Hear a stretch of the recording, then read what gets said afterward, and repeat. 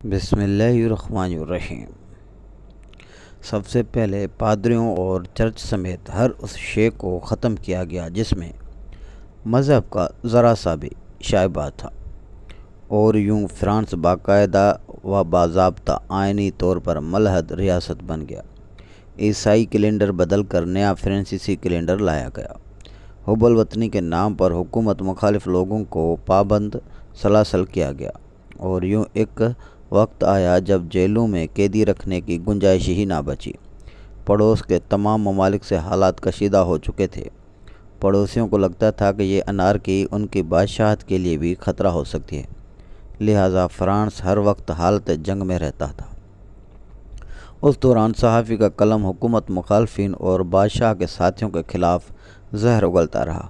اس نے اب یہ پروپیگنڈا بھی شروع کر دیا کہ جنگ کی صورت میں یہ تمام قیدی غداری کر کے حکومت سے لڑیں گے، لہٰذا یہ ریاست کے لیے خطرہ ہیں۔ نتیجن بھپری عوام نے جیلوں چوراہوں میں ہزاروں کی تعداد میں پادریوں، فنکاروں، عورتوں اور بچوں کو ذبح کیا۔ اس دوران آسٹریلیا نے مطالبہ کیا کہ بادشاہ لوئی کو اس کے حوالے کر دیا جائے تو ہم فوجیں سرحد سے ہٹا لیں گے، لیکن شدت پسند پارٹی کے سربراہ میکسمیلین نے صرف یہ آفر ٹھکرائی، بلکہ ایوان کے نمائندگان سے بل پاس کروا کر بادشاہ کو موت کی سزا سنوائی گئی، اور یوں چوک پہ بادشاہ کا سر تن سے جدا کر دیا گیا۔ اس خبر سے اب پورا یورپ فرانس کے خلاف ہو چکا تھا۔ لوگوں کو جبری فوج میں بھرتی کیا جانے لگا، اور یوں ایک نئی خانہ جنگی کا آغاز ہوا، جس میں انقلابیوں کی ہی دو اقسام آپس میں بھڑ چکی تھیں، اور کم تشدد پسند طبقے کو لگنے لگا تھا کہ اس سے تو بادشاہ ہی بہتر تھی۔ دوسری جانب مذہب پسند بھی ہتھیار اٹھا چکے تھے۔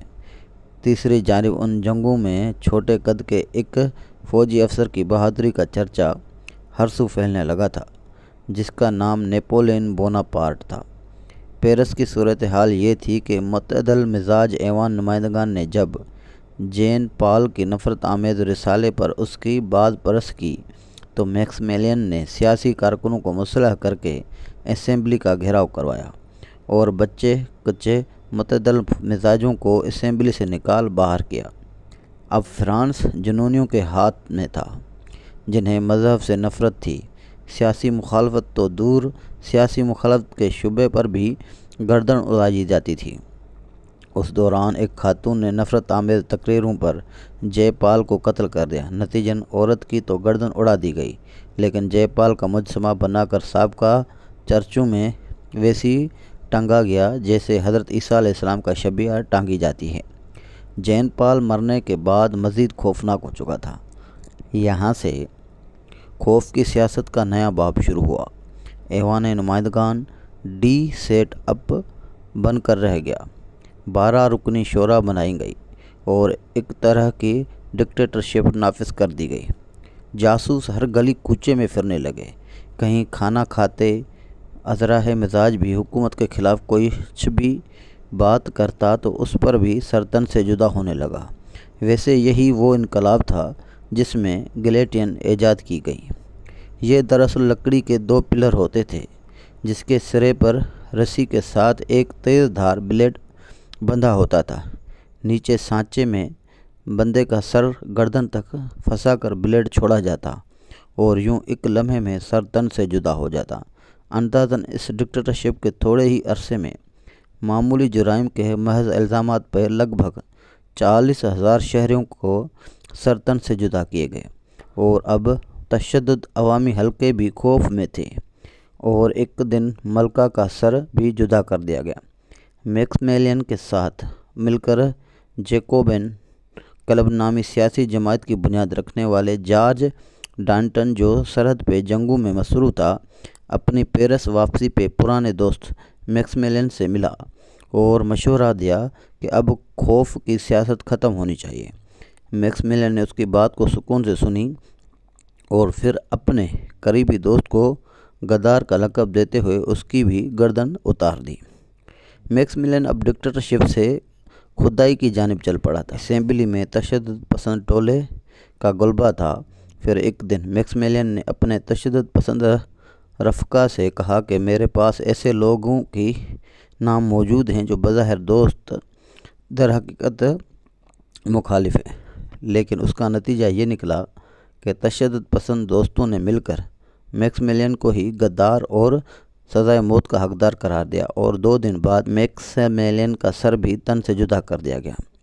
لیکن انقلاب اب بھی ختم نہیں ہوا۔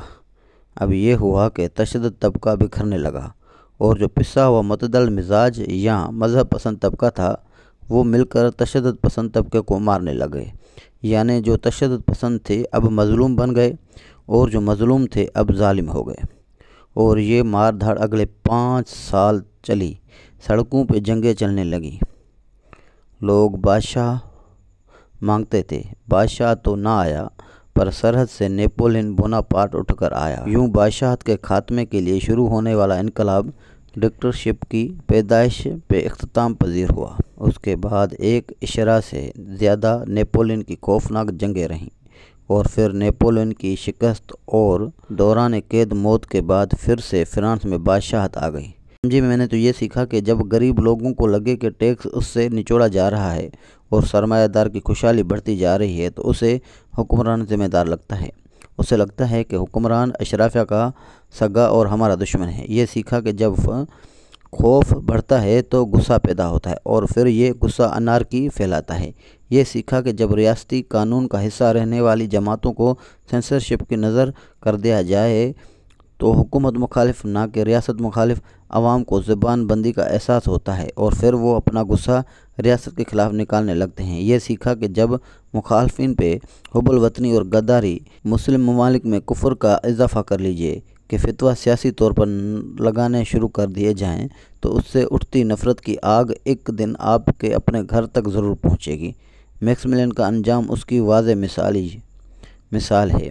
یہ سیکھا کہ نظام کو تبدیل کرنا کشت و خون مانگتا ہے، اس میں اصلاحات کی جا سکتی ہیں، پر اگر آپ سارا نظام لپیٹنا چاہتے ہیں تو لاکھوں انسان مارنے کے لیے تیار ہو جائیں کہ ایک بار یہ عمل شروع ہوا تو پھر کچھ بھی ہو جائے، حالات قابو میں نہیں رہ سکتے، وحدت قائم نہیں رہ سکتی۔ یہ سیکھا کہ آواز خلق کو ناکارہ خدا سمجھا جائے، عوام کو بولنے دیا جائے کہ جب تک عوام بول رہی ہے وہ خوف زدہ نہیں ہے، اور جب بھی کسی خوف کی وجہ سے عوام بولنے سے ڈرنے لگے تو پھر یاد رکھیے کہ خوف ایک ایسی شے ہے جو کسی بھی وقت غصے میں بدل سکتی ہے، اور یہ خوف کے بعد کا قصہ ہی ہوتا ہے جو ہرن کو بھی شیر سے سینگ لڑوا دیتا ہے۔ یہ سیکھا کہ ہماری عسکری و سابقہ و موجودہ سیاسی قیادت کو سیکھنے کی اشد ضرورت ہے کہ معاملات کس طرح چلانے چاہیے۔